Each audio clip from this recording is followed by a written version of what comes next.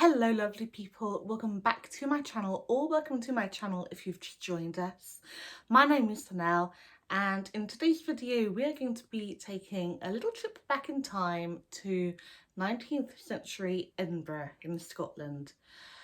This is the story of body snatching, dissection and murder most foul.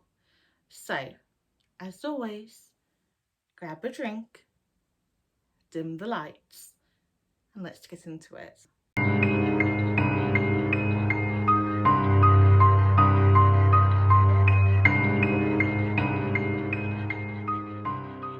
So in the early 19th century, Edinburgh was pretty much considered like the European epicentre for anatomical research and study. And this was a really exciting time for people because doctors were finally beginning to grasp some kind of understanding of, the human body and how it worked. And not only that, but how they died as well. There was just one little problem with this, and that was the fact that at the time Scottish law dictated that the only cadavers that could be used in this kind of study were bodies who had been found from suicide or had been in prison or were orphans. And although Edinburgh was a pretty big city, there were only so many of these cadavers that, could be found and used. This led to people beginning to grave rob, also called resurrection men. And this in turn led to, people and families trying to find ways to protect their recently or even not so recently deceased loved ones from being dug up and cut up on the scientist's table. And quite often they would have guards and watchtowers installed and in place in graveyards in order to try to deter people from, going along and digging people up and selling them along to scientists and doctors to cut upon their table. Enter the two main characters of tonight's little tale, William Burke and William Hare. William Burke was born in 1792 in County Tyrone, Ireland. He and his brother had a relatively good upbringing, and when they were teenagers they both joined the British Army. Burke also married relatively young, but it was a rather short-lived marriage, and it's believed that after an argument with his father-in-law over some land, he left his wife, left his family, and travelled to Scotland and became a labourer on the Union Canal.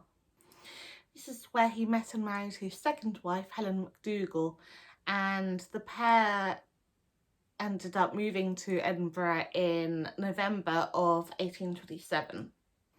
Not a massive amount is known about William Hare in his earlier life. It's believed that he also came from Ireland and worked as an agricultural labourer before travelling to Britain and working also on the Union Canal, just like Burke did.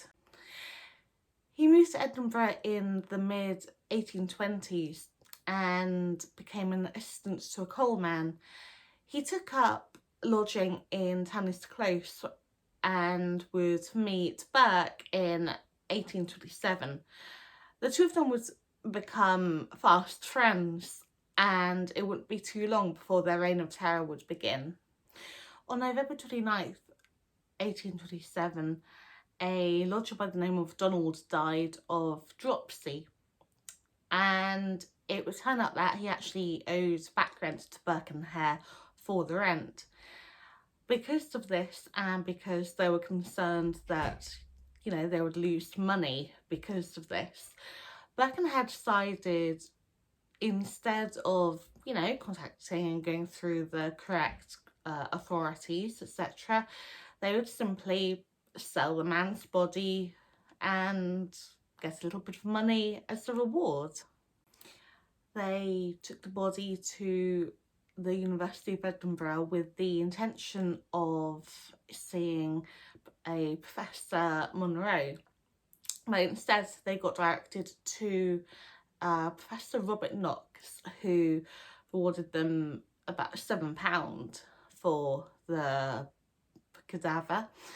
And it said that on their way out, a assistant of Knox's told them that, quote, they would be glad to see them again when they had another to dispose of, which kind of suggests that, you know, they didn't really care how they, you know, received the bodies, just so long as they received them. It's commonly believed that the first murder the pair committed took place in either the January or February of 1828.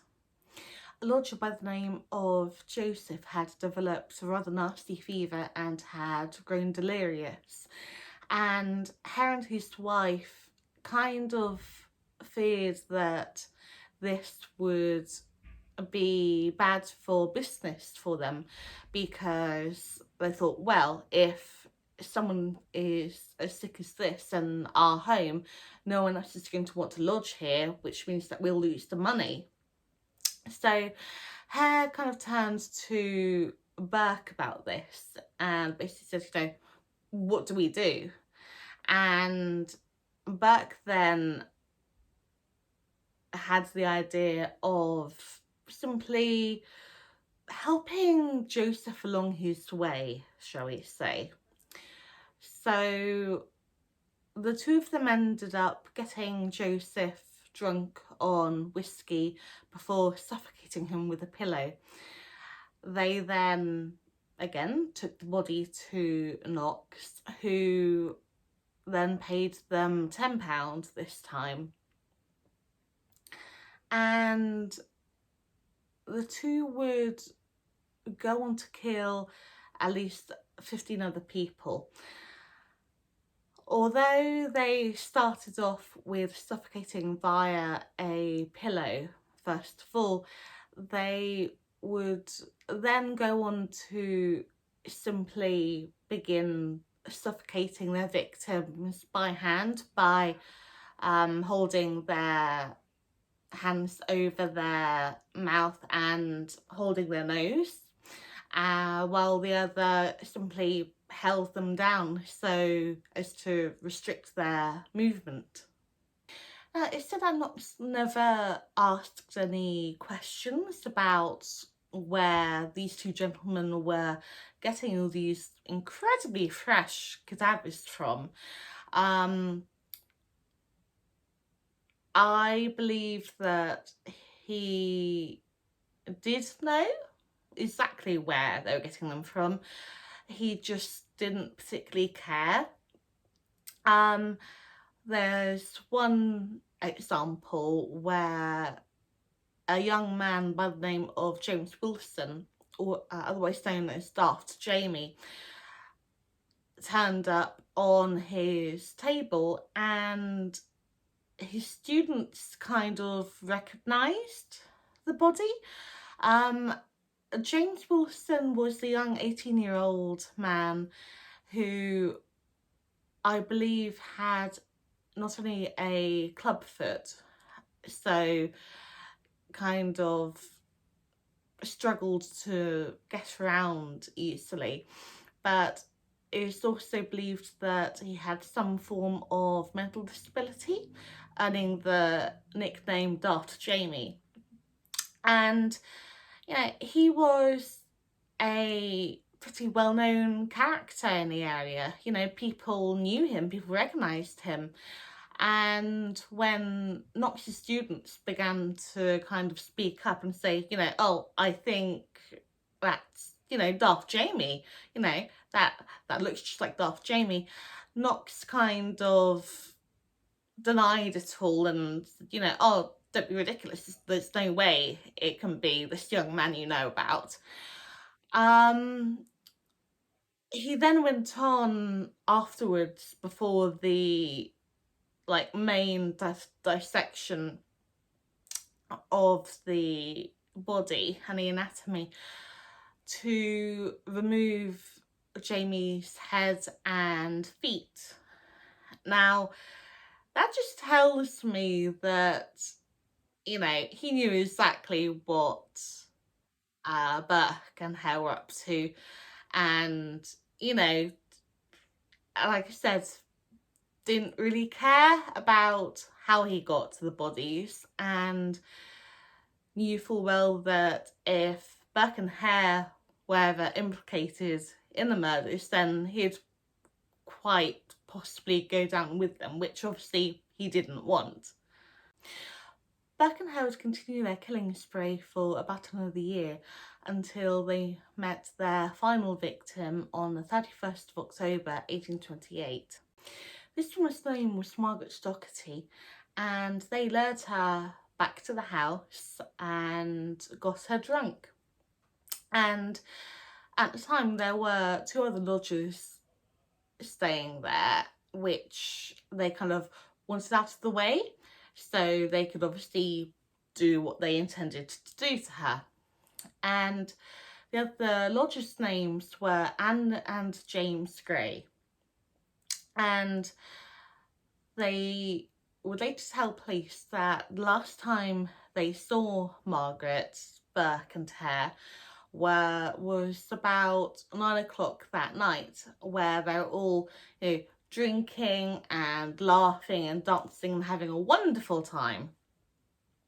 And it wouldn't be until the next day when they returned to the house, and Burke and Hare kind of refused to let Anne upstairs to the bedroom to collect her stockings, and they kind of get a bit suspicious about this, and it isn't until a little bit later when they think they're alone in the house that they're able to get up to the room, and underneath a pile of straw at the end of the bed is the body of Margaret.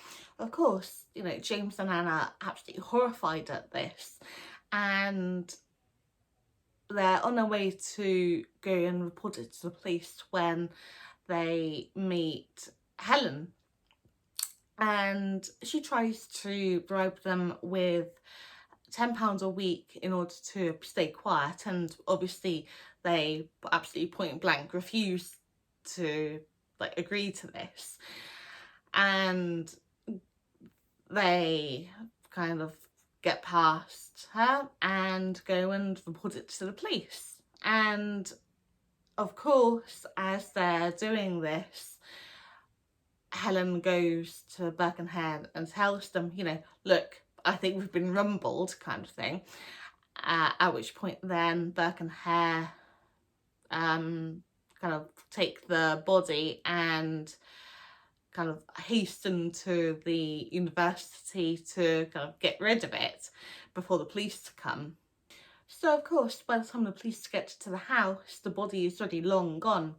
However, they discover some bloodied clothing of Margaret's hidden beneath the bed, and when they go to Knox's place, they also then find the body of Margaret there, which, you know, all this obviously then leads to Burke and Hare's arrests as well as their wives.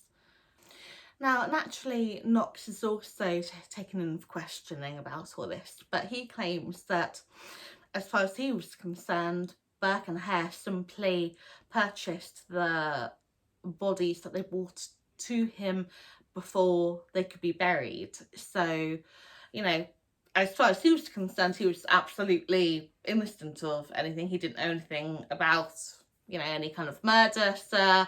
No, no, no, not me. And in the end, he was let go.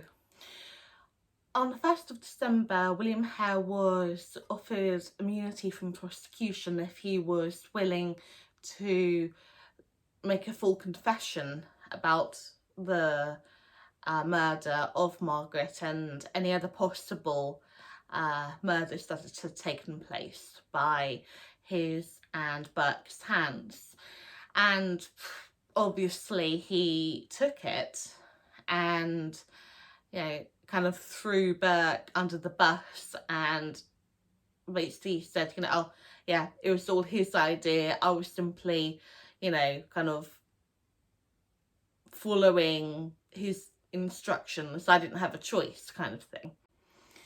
On the 4th of December, Burke and his wife Helen were formally charged with the murder, and the full court case began. And obviously this was a massive, massive story at the time. You know, newspapers were all over it. Yeah, and it was basically the talk of the town. And as the guilty verdict was read out, the judge added, quote, "Your body should be publicly dissected and anatomized, and I trust that if it is ever customary to preserve skeletons, yours will be preserved in order that posterity may keep in remembrance your atrocious crimes." On the 3rd of January, Burke went on to make a second confession, basically placing a lot more of the blame on Hare. Unfortunately for him, the jury weren't buying it, and he was hanged on the 28th of January in front of a crowd of at least 25,000 people, which is just bonkers. You know, that's, yeah.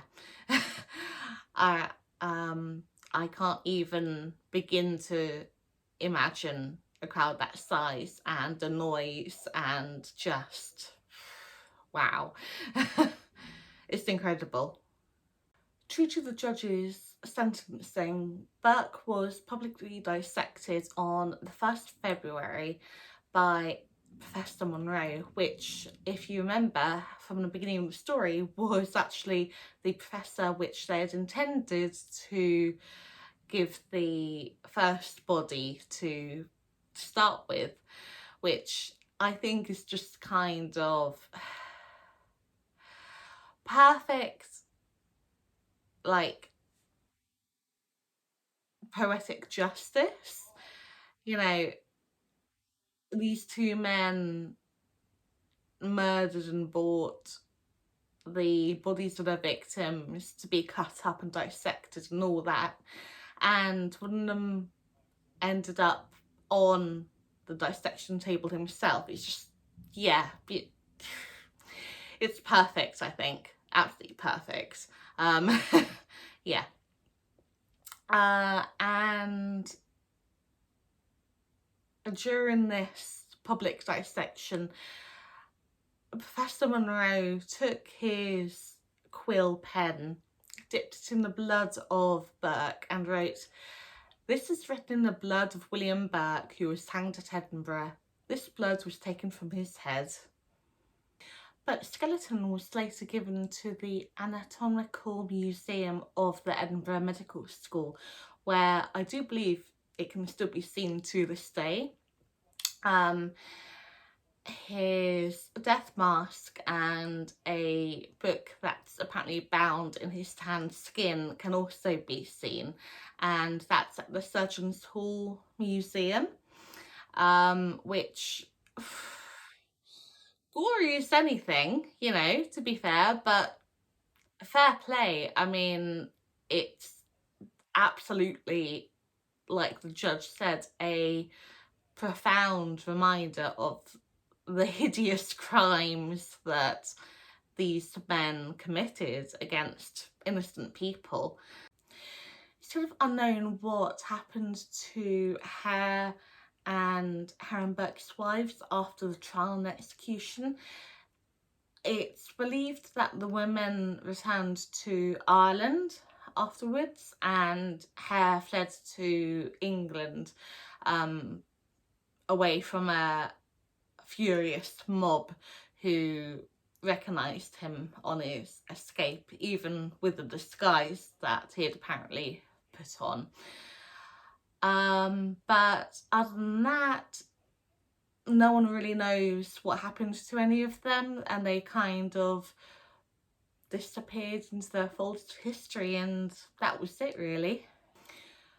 Well, that's it for today's video. I hope you enjoyed it. If you did, then be sure to like and drop a comment down below.